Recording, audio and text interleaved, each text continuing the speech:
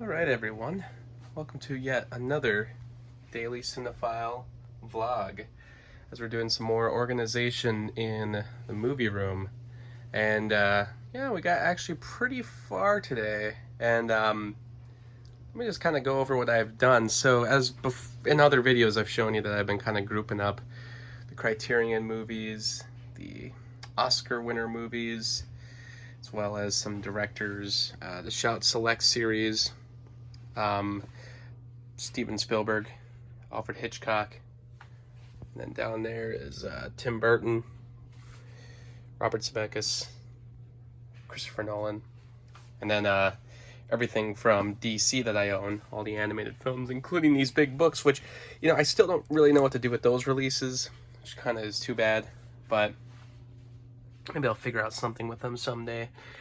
The non-MCU Marvel films, which include the Spider-Man, the X-Men, and everything else that came up until the MCU. Basically, it's put a stop to any other Marvel movies, except for the Spider-Man, but they're all part of the MCU now. I do have the MCU collection there as well. Still need to get Black Widow. So there's definitely space on that shelf. This is kind of like the collections shelf. And what's kind of cool is I finally was able to display the Godzilla and Ingmar Bergman set. I usually have them hiding over here where my records are, but now I'm able to put them up there. I'm also able to display this Lawrence of Arabia box set, which is super cool. One of the biggest box sets ever. Hasn't been on display for a long time. The only ones I've ever had on display were, well, just randomly Titanic, but actually all these other ones have always been on display because the movies are actually inside those cases. I can't put them on the shelves properly, so for a while the only boxes on display were the ones where the only way to access the movie was through the box, and there wasn't a way to put them on the shelf, because I actually do have more boxes back there for my Kubrick films, the Wizard of Oz set, the I Am Legend set, and the Casablanca set, but those movies are like in individual cases. I mean, I'll show you, like Casablanca's right here. It just has a normal case, so I don't need to keep the box all together. And I am starting to keep all my Paramount Presents sets together, just because I think they're pretty neat. And as you can see, I ordered the first one, and I actually have the second one here as well. I just gotta do a Monday movie pickup for it. So I'm just gonna keep basically collecting these and see where it goes. Maybe I'll stick with it for its entire run. There's already a problem though, because this release right here has to be with the Best Picture collection, so it's like I can't even keep this with the Paramount Presents sets, much like how there's a lot of Criterions in the Best Picture collection that I can't keep with the Criterions because Best Picture kind of trumps everything. I got a Spielberg film and a Zemeckis film in here as well that don't go with the respective directors' catalogs that I own. A little confusing. As I've said before, this section became an animation section, and I still have it like that. My proudest achievement is owning all of these. And I actually have 2 releases for some of these films as well. I haven't gotten all the signature films yet. I don't know if I'm going to keep working on getting those, but I do have all the Diamond collections, and because I found the Platinum edition of Pinocchio and Sleeping Beauty, yeah, the only 2 Platinum editions released on Blu-ray. I own every Platinum Edition Blu-ray from Disney as well. I never collected the DVDs. Watch my other videos if you want to know how I feel about keeping DVDs, because I really don't. But yeah, this is almost an entire collection of everything that's been released from Disney Animation Studios, from Snow White to Raya and the Last Dragon.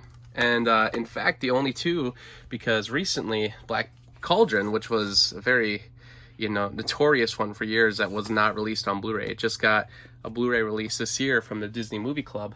And the only ones that were left were Make Mine Music and Melody Time. But I just read a post that you can actually pre-order them. Yeah, they will be available, I believe, in November on the Disney Movie Club. And it's not going to be a dual release like Saludos Amigos and Three Caballeros, or Fun and Fancy Free and the Adventures of Ichabod and Mr. Toad. They were doing dual releases for all the package films, but it looks like Make Mine Music and Melody Time are going to be separate releases. Not a lot of information about it right now.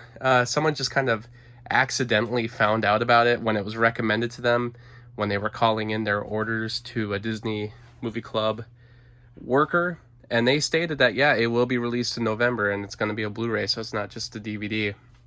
Then these are all the sequels from Disney. I don't have every sequel yet. Most of them got Blu-ray releases, but some of the other ones, which are more like, some of the films are like TV movies technically, like the 2 Stitch sequels, because Lilo and Stitch 2, the actual sequel, was released on this Blu-ray right here. So you can actually, even though it's hard to tell, 2-movie collection. It doesn't say it on the side or the front, but if you actually read the back, it's right there. It includes Stitch Has a Glitch. But there are actually 2 other Stitch sequels that have to do with the television show that have DVD releases, but not Blu-ray releases. But as you can see, I do have the DVD of Belle's Magical World, which is just a compilation of, TV show episodes that never became a thing, so they just made it into a movie. But it's funny because there's actually other movies here that, had that same premise. I believe Cinderella 2 was the same thing, where it was like an attempt at a TV show, but then it failed, so they just combined them all. So I don't know exactly what their, level for, these Disney sequels should have a Blu-ray release, but these other ones shouldn't. Some of them make sense because they had a bigger budget and they were meant for theaters. But some of them, I guess I don't really know. I mean, Disney movie sequels are pretty interesting. I have the entire Pixar collection here. This is every single Pixar film except for, I do not have Luca yet. I do have to purchase that. One of the best movies of this year, by the way. The Sony Pictures animation films. This should be a complete set. They've released some movies since I finished doing all the videos on these, so now they have The Mitchells versus the Machines, but that does not have a Blu-ray release, unfortunately. Working on getting all the Blue Sky films. But what's nice is just with reorganizing everything, because actually, as you could tell, the VHSs were removed from this shelf, and I moved all these movies from over there to over here. So I was like, okay, so the first section is going to be just weird collections that are ordered either by criterion number, by year of winning Best Picture, or year of release based on a director. And then this was going to be animation, and then the rest of it starts from, numbers and every single thing released on Blu-ray. But as you can see, the lower level is still just the VHSs. And then, as you can see here, the other VHSs that used to be on this shelf, starting there from the last letter W, because Wizard of Oz. So it starts there. And then before you know it, you head over here, and then I have a bunch of VHSs all stacked on this bottom shelf. So, I've kind of said before, I don't know if I want to even keep all those VHSs. I'd like to keep them for the commercials and, for the pan and scan quality of them, just to see, for reference in the future, how certain movies were pan and scanned for regular home TVs in the 90s. It'd be kind of cool to at least like scan a lot of them to digital, just so I have them. But keeping those VHSs is mostly pointless at this. A lot of them don't have any changes from its original release. Some of them do. It's like worth having the Star Wars. Like every version of Star Wars that was like ever released, as you can see right at the bottom there. But yeah, for the most part, and it's kind of cool to keep the widescreen VHSs just because it's such a strange. It was a very rare thing that they ever did, so it's kind of cool to keep those. But again, there's like almost no reason, because all these movies are available on Blu-ray in better quality. The only reason, and it's funny because I'm like, I like the widescreen versions, but really it's the pan and scan VHSs that are more worth it, because it's kind of interesting, like how did they turn Scarface into a 4:3 movie? And some of them, were even built to be 4:3. Terminator 2 right here, in this very strange 2-movie set. Terminator 2 was filmed in a 4:3 aspect ratio, for the purpose of being released on home video. Like James Cameron was thinking ahead of time about it, and then he cropped it from the 4:3 image, and it's just open matte. It's like a common thing they do in film all the time, where they have like a larger picture and then they crop it to be a widescreen film, or a regular aspect, Academy aspect ratio, 16:9, or even wider than that. I recently found out they did that with the Spider-Man movie, the original one, and it's kind of hard to find a good open matte version of the original, because even in like the DVD release that was like done right here, I only have the widescreen DVD, but if you have the full screen DVD, it's not even just the open matte version of the film. Some of the shots are open matte, but some of them they crop 4:3 from the widescreen image, which seems like more difficult. Like if you already have an open matte 4:3 image that's gonna fit on the TV, why not just use that? Maybe they were cutting off certain things, like maybe boom mics show up. I don't know a lot about it, but it's very interesting, the whole thing. I'd love to read more about it.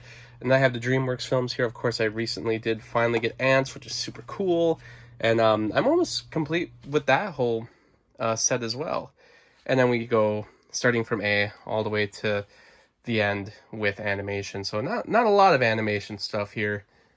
And then everything's just all the other movies. So still kind of a mess right now.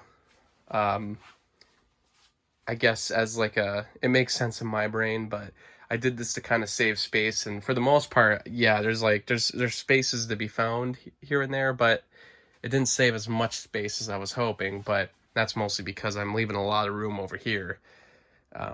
Things will definitely move around in the future. Oh, and then I put all my video games here. I have some CDs and random empty cases from the old Video Vision that was open in town. But then it's all video games. Which luckily the video game collection doesn't grow too much, so I don't have to worry about running out of space on there. Thanks for watching.